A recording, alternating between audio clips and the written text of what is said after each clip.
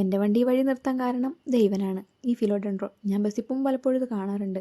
അങ്ങനെ സ്കൂട്ടി കൊണ്ട് വന്ന ദിവസം കൈയോടെ തന്നെ കട്ടിങ്സ് എടുക്കാൻ തീരുമാനിച്ചു. കട്ട് ചെയ്തെടുക്കാനുള്ള ആയുധങ്ങൾ എൻ്റെ കയ്യിൽ തന്നെ ഉണ്ടായിരുന്നു.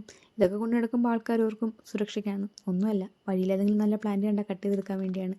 അങ്ങനെ കട്ട് ചെയ്ത കട്ടിങ്സുമായിട്ട് വീട്ടിലേക്ക്. ഫിലോഡെൻഡ്രോണിൻ്റെ ഈ വെറൈറ്റി എൻ്റെ കയ്യിലില്ലായിരുന്നു. അതുകൊണ്ട് തന്നെ ഇത് ഞാനെപ്പോഴും ശ്രദ്ധിച്ചുകൊണ്ടിരുന്നത്. ഇനി ഇതെവിടെ നടണം എന്ന ആശങ്ക ചെന്നെത്തിയതേ പഴയ തൊഴുത്തിൽ കിടന്ന ഈ ഭരണിയിലാണ്. അങ്ങനെ ഭരണി പൊടി കെട്ടി എടുത്തിട്ടുണ്ട്. ഇനി ഇതൊന്ന് കഴുകി വൃത്തിയാക്കണം. കൈയോടെ അപ്പം തന്നെ ഭരണി കഴുകി വൃത്തിയാക്കി നമ്മുടെ പ്ലാന്റിനകത്തോട്ട് ഇറക്കി വെച്ചിട്ടുണ്ട്. ഡോറായിട്ടും ഔട്ട്ഡോറായിട്ടും വളർത്താൻ പറ്റുന്ന ഇത് സോയിലും വെള്ളത്തിലും വെക്കാം. ഞാൻ തൽക്കാലം വെള്ളത്തിലാണ് വെക്കുന്നത്. പാത്രം കഴുകിയെടുത്ത് അതിനകത്ത് കൊണ്ടുവന്ന കട്ടിങ്സ് എല്ലാം ഇറക്കി വെച്ചു. നല്ലോണം വേര് പിടിച്ച് കഴിഞ്ഞ് മറ്റൊരു പാത്രത്തിലേക്ക് മാറ്റി നടാവുന്ന ആലോചനയിലാണ്. ഫിലോഡെൻഡ്രോൺ തപ്പിപ്പോയ വഴിക്ക് ഈ കളറുള്ള ചേമ്പ് കണ്ടു.